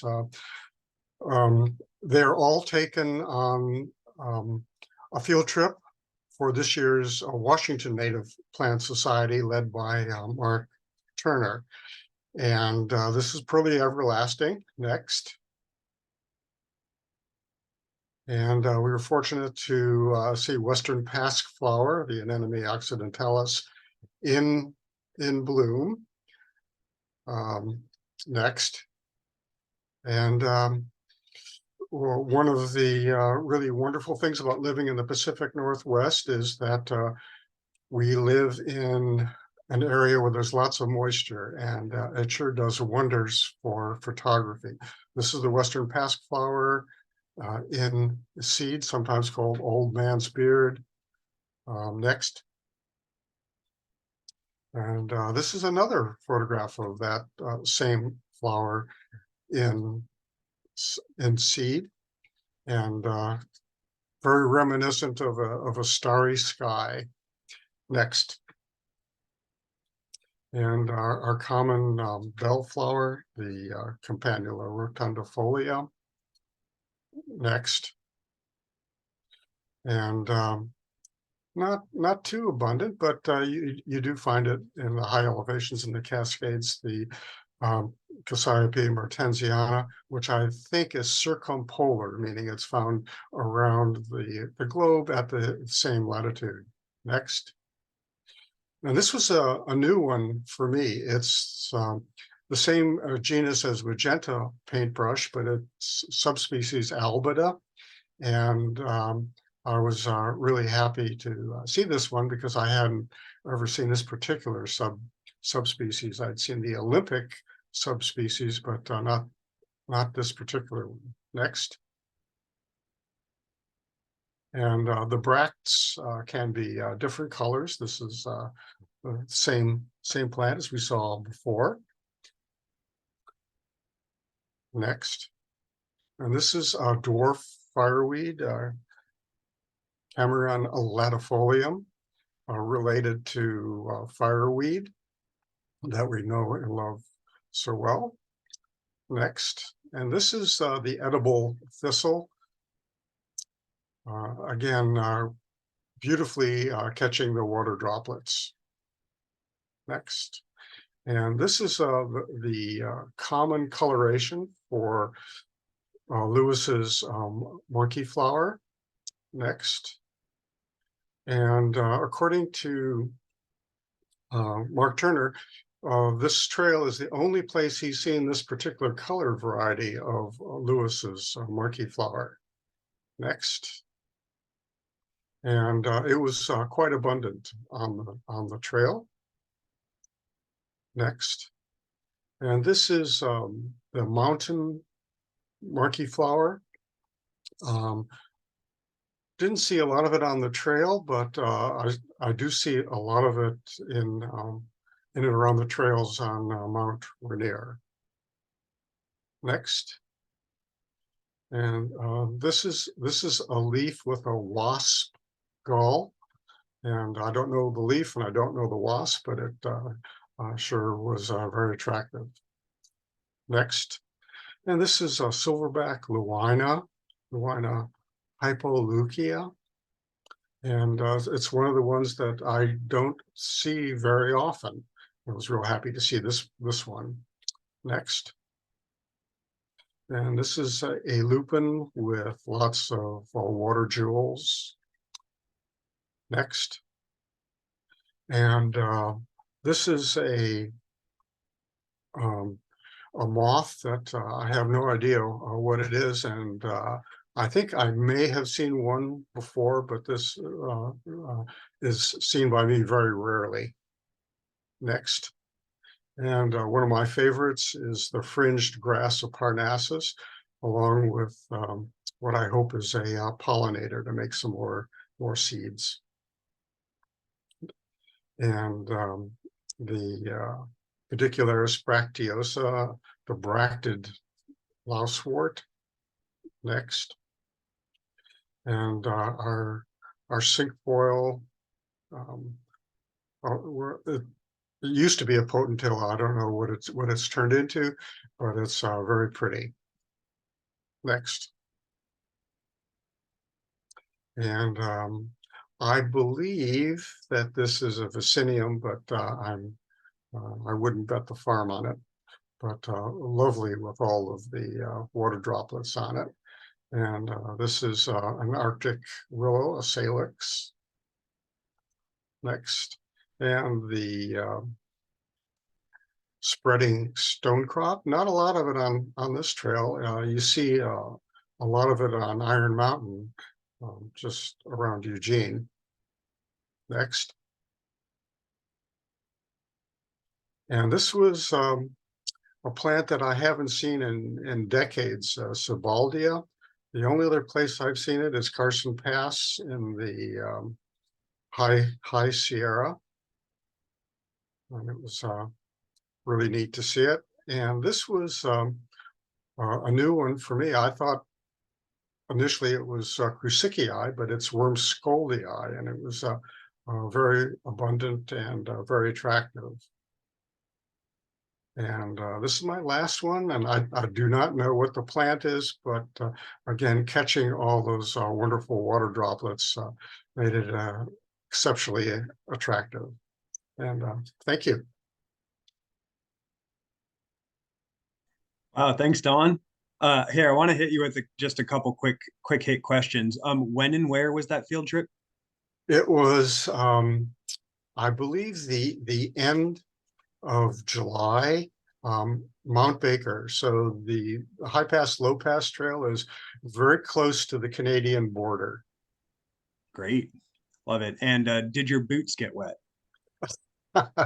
Everything got wet, except for my legs, which I kept wiping off. All right.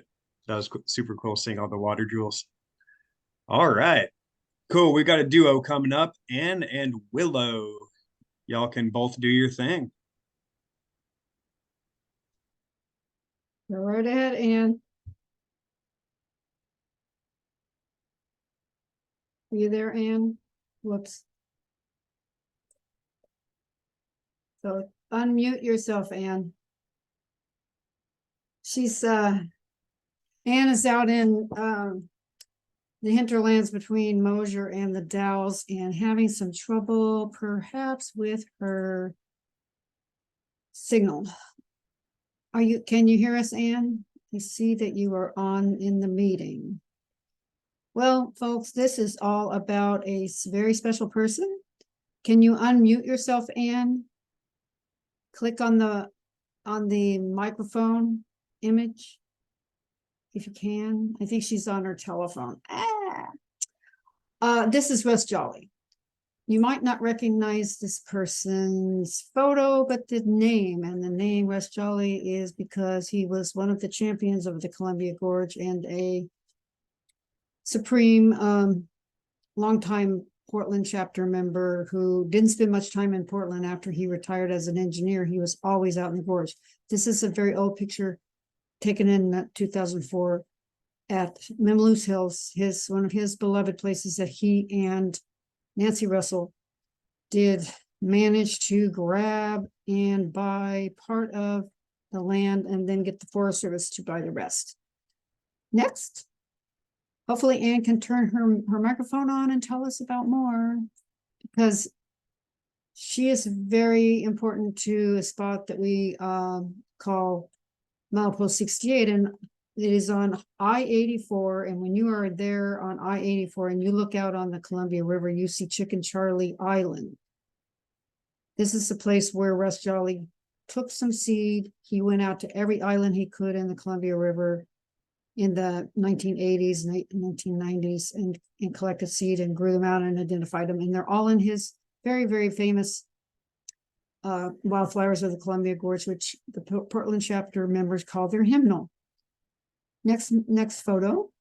So now we're on the land and look at what we did. We managed to get a sign on I-84 westbound by just prodding the Oregon Department of Transportation a little bit and saying, listen, we've been here for 34 years in this one area. Can we have a sign that gives us all these volunteers a little bit of honor? This is what you're going to see between Mosier and Hood River, about a mile from the Mosier westbound on-ramp. And you've got to come up upon it. Here it is, the first work party that we were involved with after. This is Annie Maslen, second from the left.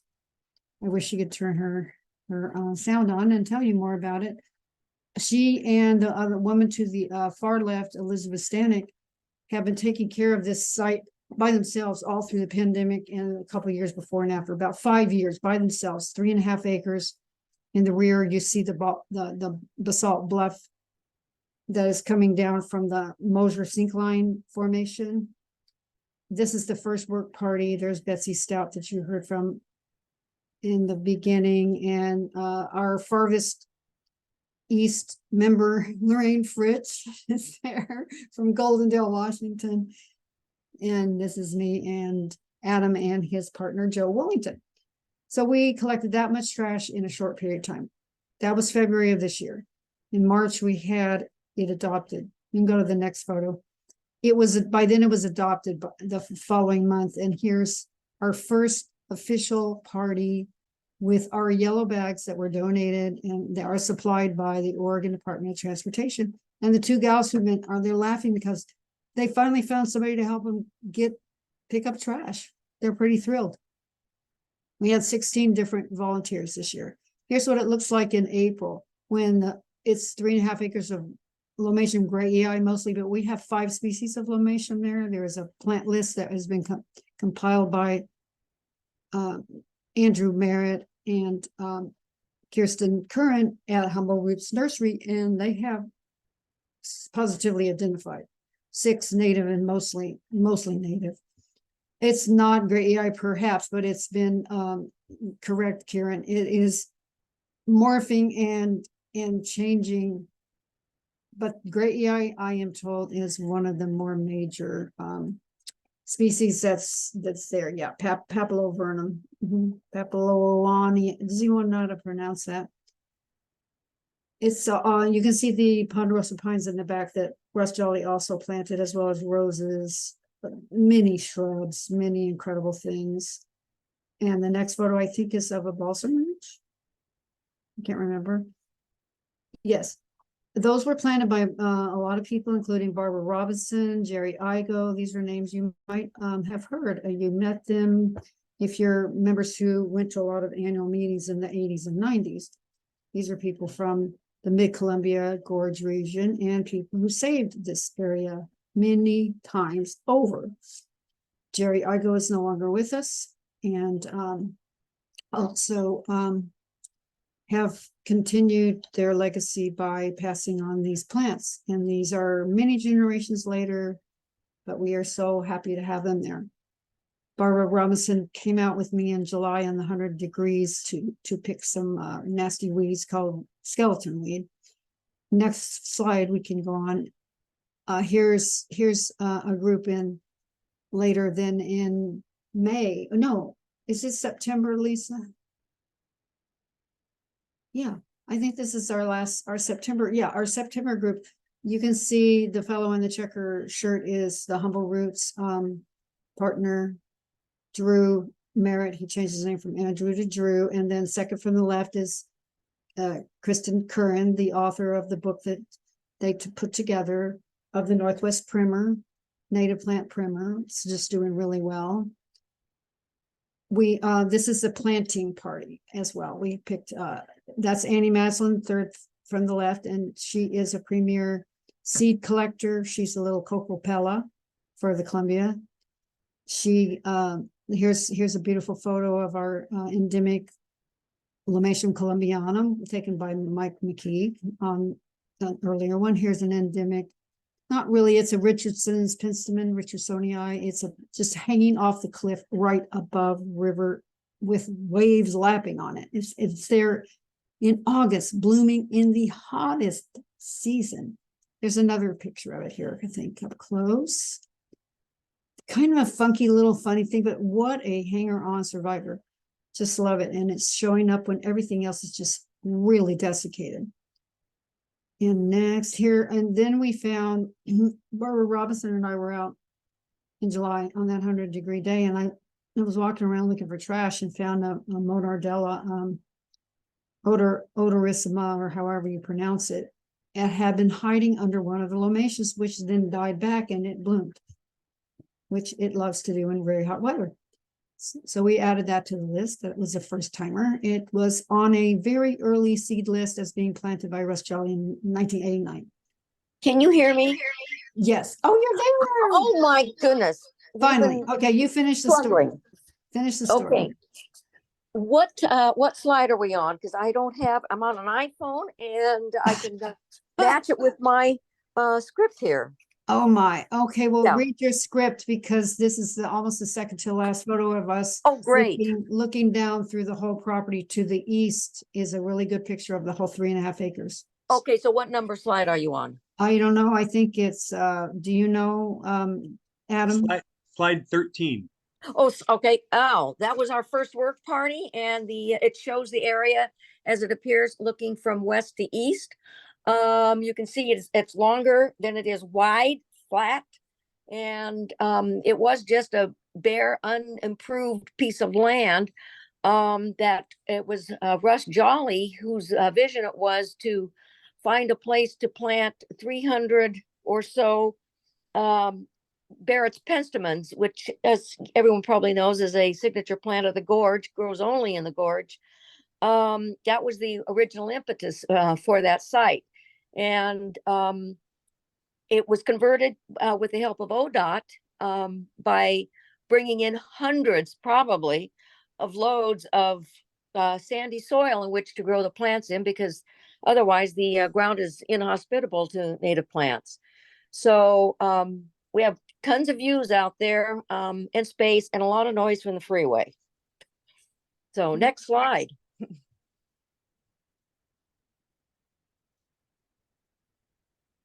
Are you still there? Yes. Okay. What are we looking at? Oh, Slide 14? it's Drew doing, Okay. he's got the Okay. Hitchcock book out. Yeah. Thank goodness for Drew and Kristen both. They are wonderful support for that project out there. We are trying to revitalize it after years of minimal care. And we want to make sure that it stays on track and improves beyond what has declined over the years. So Drew was working on a plant list. I think what he finished out with around 60 plants on the list. Compared to the original one, there were 77 plants. So some of them have not survived. Okay, next slide. Is this one of Kristen scattering seeds of balsam root? Yes, your balsam. That is what she's doing. The next slide.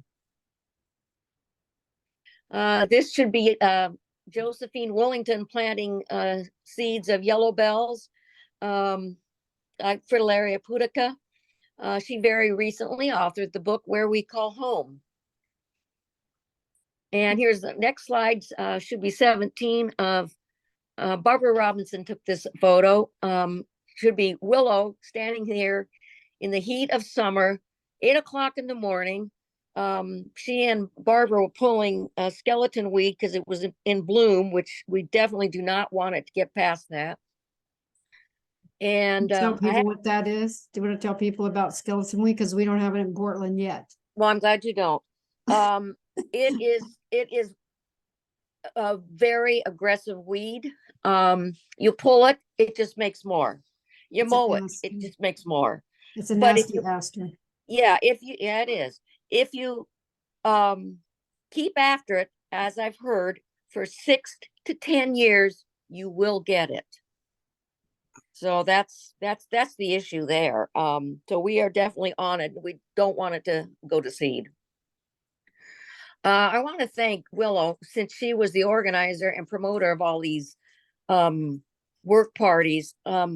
This is really rescuing a site that deserves to be brought into greater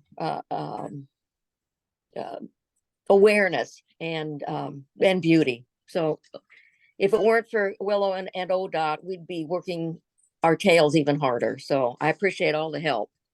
Next slide. This should be of the ODOT sign, the special management sign. Right. Is that yes, correct? At the far west end. Yes, that's the end of the site. And then that's where all the weeds are coming from. Yeah, that's the seed bank. And we really don't want to be concentrating efforts there, but if you want to prevent a problem, you have to attack it at the beginning. And so, yes, we do tend the area beyond that sign. And Robert Robinson just told us that Jerry Igo sprayed for knapweed it's like 30 years ago there to try to keep the knapweed out before Well, they you were know- planting. Yeah, well, you know what? We don't have much of a knapweed problem there, but we have been keeping up after it. Now the new one is a skeleton weed and Queen Anne's lace. So, yeah, I'm ready for the next slide. I can't see what you guys are doing, so I mean, This is our I'm lucky last I'm one. even on. This is our last one taken by Lecia Schall from the Washington side. Oh, awesome. You can see that it's just a strip of landscape at a little tan line, ponderosa pines that Russ and Barbara and Jerry Igo planted and others. It's just a long, narrow, flat thing, but that is what you're going to see when you're out there. We love it though. Thank you, Yeah. Annie. I'm so Yeah, glad you I'm guys could finally sorry come in. about this. It bothers me that we've got so many tech problems here, but I don't want to go there. I've already had a bad evening. Thanks. We'll see with you it. back out. We'll see you back out picking up trash. You bet you will. In Thanks. February, we'll put it out there for the membership to come help. Oh, great. I'll take it.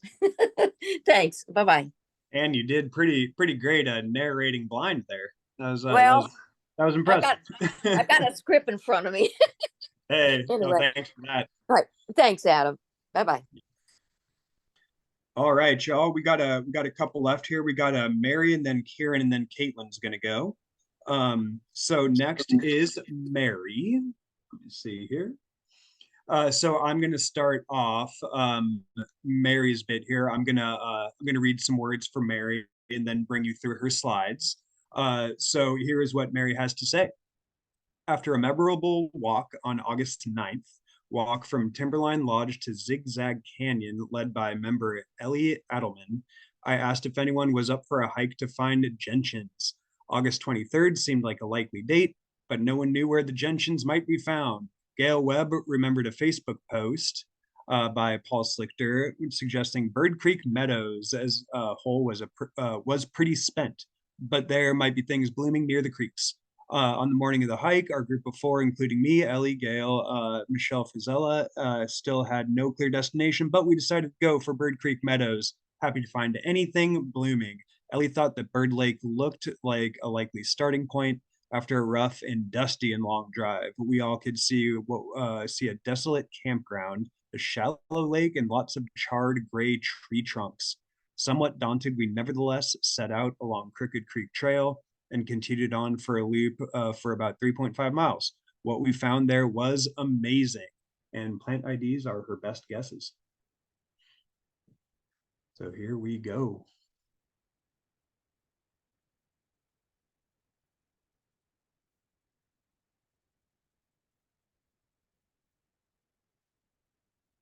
I guess I'll read the common names. Slender cudweed, Jacob's ladder, pearly everlasting, and glaucous beardstongue, and a burned log, hairy arnica. I'm not looking at the chat. I'm imagining Paul commenting on half of these. Lewis's monkey flower, grouseberry. Wow, I gotta eat some of those. Hooded ladies' tresses, Gray's lovage. And here comes a bunch of gentian.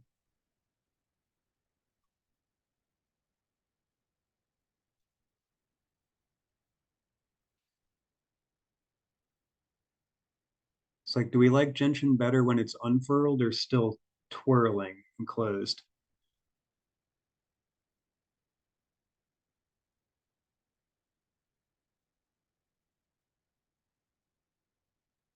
Right on.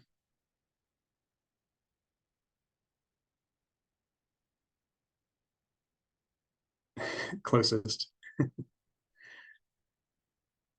Here's Lewis's monkey flower.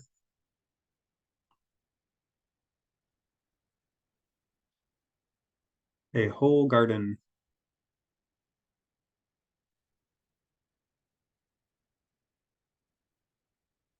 Crooked Creek.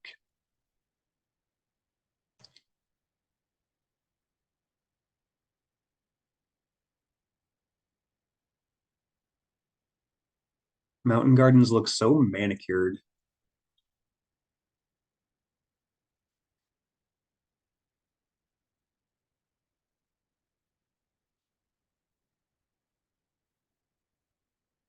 There's the team.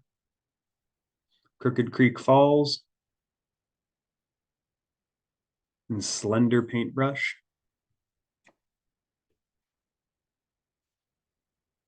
More gentian.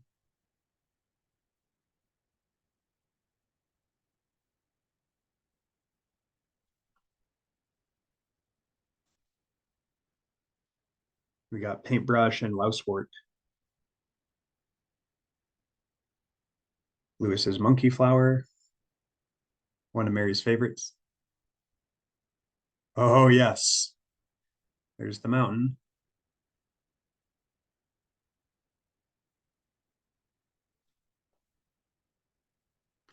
Scoops Gorse paintbrush. Pyrola leaf buckwheat. Getting that pumice. Gentian in a basket. Nice. Sulfur buckwheat. More pyrola leaf buckwheat.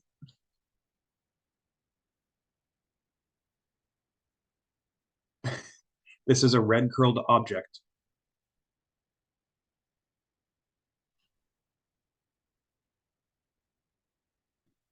And back through the burn. Right on, take me back to Mount Adams. Lovely. All right.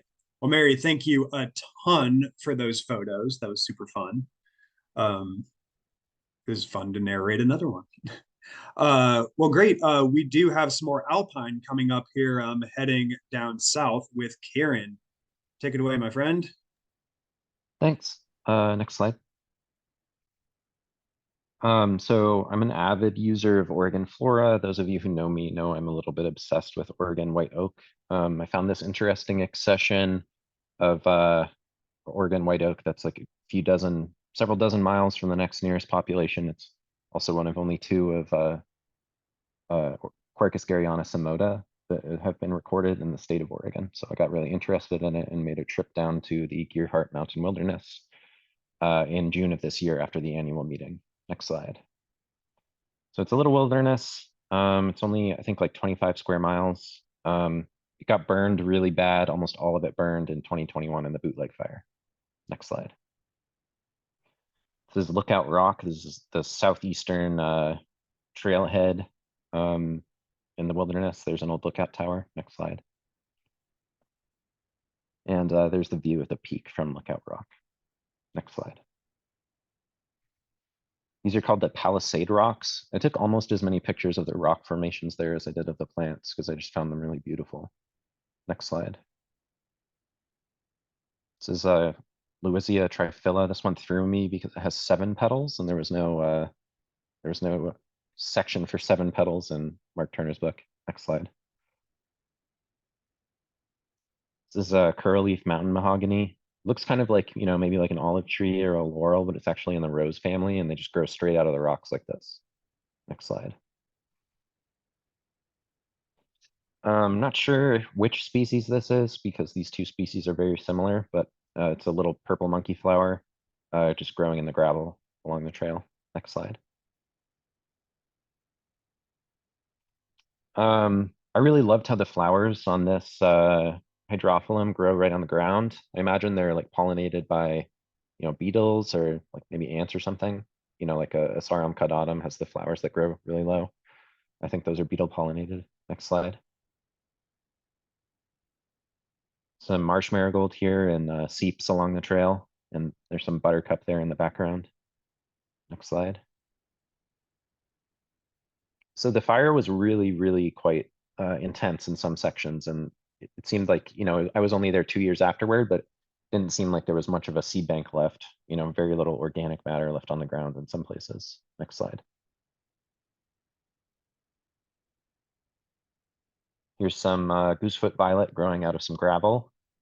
This was one you can find all over Oregon, east of the Cascades and on the east side of the Cascades. Next slide.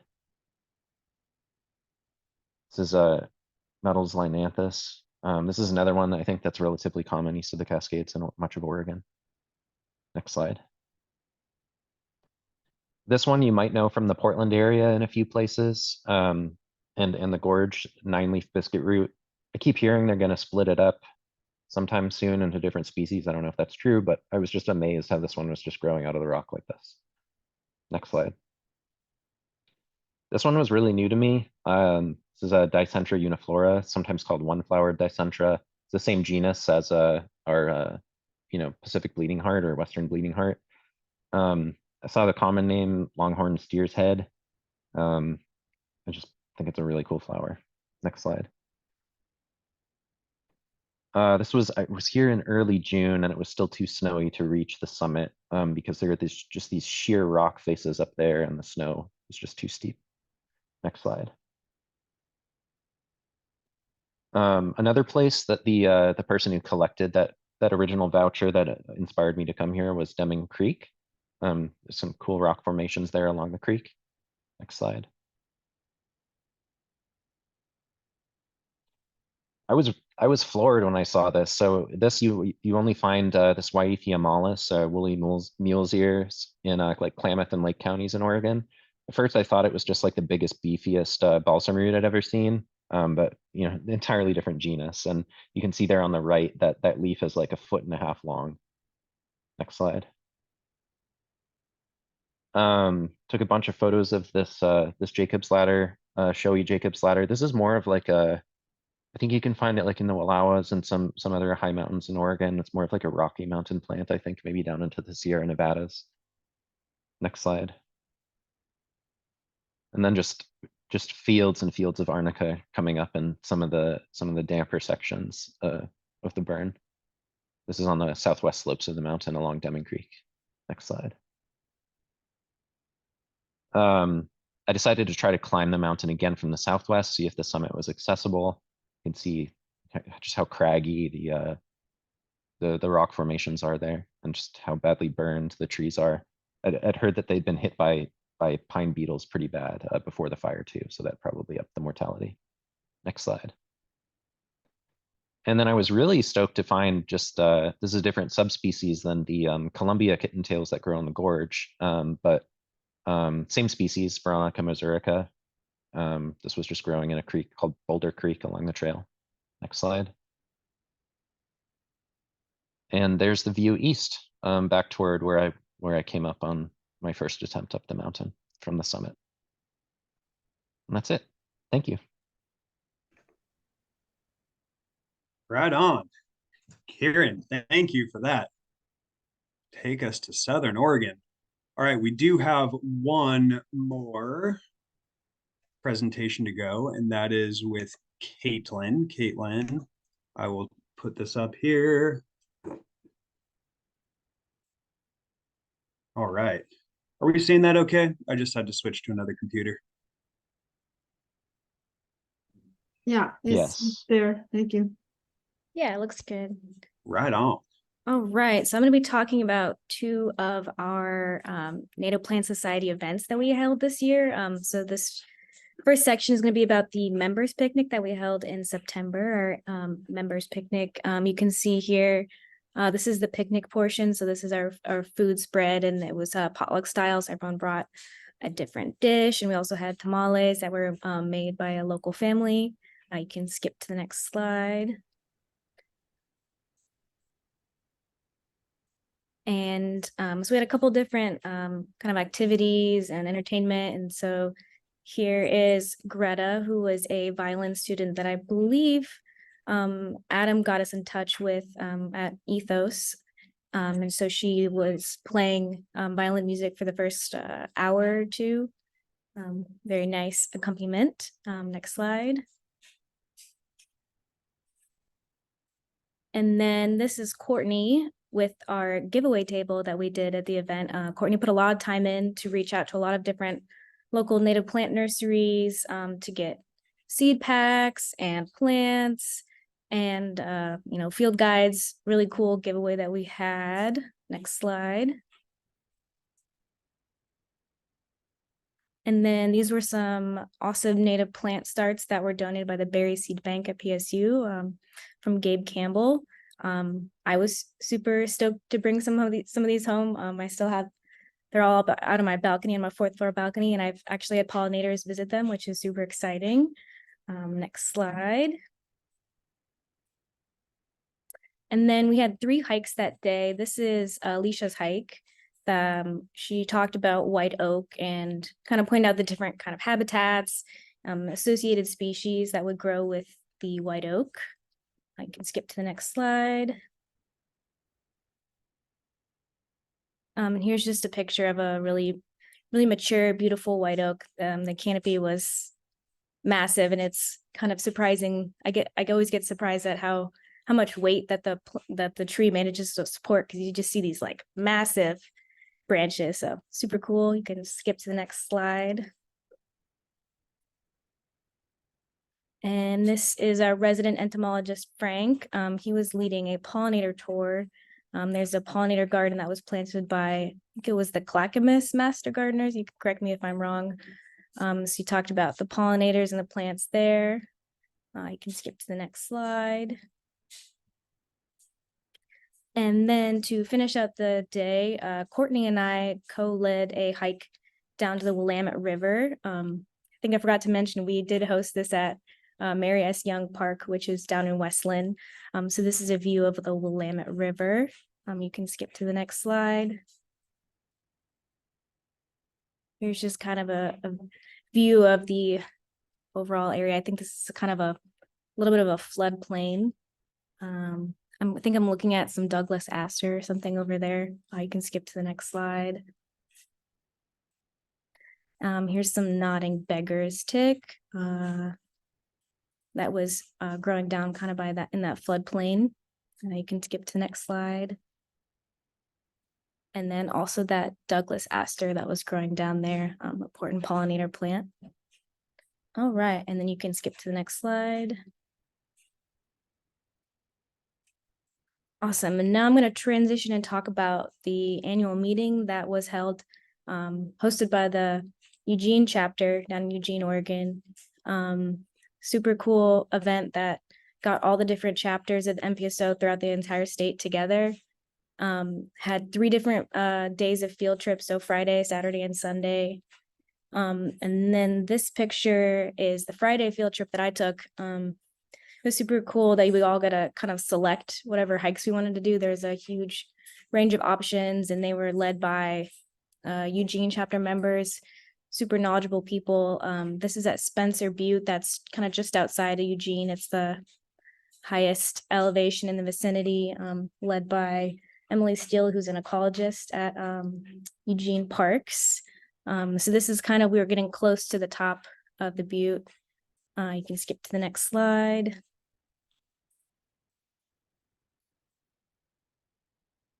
And then this is just some orange honeysuckle that was growing along the trail. I'm always a sucker for honeysuckle. You can skip to the next slide. And then this is the Saturday trip field trip that I went on, day at the coast. This is another picture of the Darlingtonia that was also at Darlingtonia State National Park. I was super stoked. I thought that they would be done flowering by the time we got there, and was very happy to see that they were still in bloom. You can skip to the next slide. And Darlingtonia also has another carnivorous plant. They have the roundleaf sundew. It was really hard to get a picture of these because they're just so small, and I really wanted to capture those little tiny like dewdrops that are growing on the sundews, but super cool to see those. You can skip to the next slide. And then Saturday night, we had the keynote speakers during the banquet. This is Dr. James Mickley. He was talking about community science, citizen science, and talking about iNaturalist and, best practices, how to use it, and it was a super cool presentation. And then after James Mickley, we also had Ed Alverson do another presentation. He is the Lane County Parks Natural Areas Coordinator, and it was super cool because he kind of gave some actual real life experiences, talking about iNaturalist data that he's used to actually track down invasive species. So he'll look at observations that community members have made within Lane County parks and be able to track down, invasive species that he would never would have been able to find on his own, because, just having so many people putting in their own observations really helps him kind of track down that information and do a lot more work than he could do just on his own. So that was super cool to kind of get the theory behind it, and then have talk about some real life use cases. I can skip to the next slide. And this is the last field trip I took on Sunday. It was at Horse Rock Ridge, natural area. This was led by Jess Sealis, who is actually a botanist with the forest or the BLM. And she talked about Horse Rock Ridge is like a grassy, bald, kind of treeless area, really rocky, and there's very little actual like sediment there for plants to grow in. And it was really cool to have her lead the hike, because she works actually in that area, and so she knows, she's been able to kind of see the toll that foot traffic has taken on this habitat and people walking off trail. She said that she's seen kind of patches of habitat disappear as people continuously walk off trail and really erode the sediment that's there. So it was kind of a super cool kind of sneak peek from her. And yeah, just overall an awesome event. Really cool to see different members, and usually our hikes are limited to about like 15 to 20 people at most. So it was really cool to have, not all the members, but so many members all together and chatting. Yeah, it was a really great time. Thanks for letting me share. Yeah, absolutely. Thanks for jumping in. Sorry, I had him in a different format there at the end. I'm glad it worked. Yeah. Well, right on, everybody. Well, thank you to all of our 15 presenters tonight. Wow, really took us all around the state and all around the Northwest, really. I know I had a blast, previewing all of those slides. I was looking forward to everything you had to say, and you did not disappoint.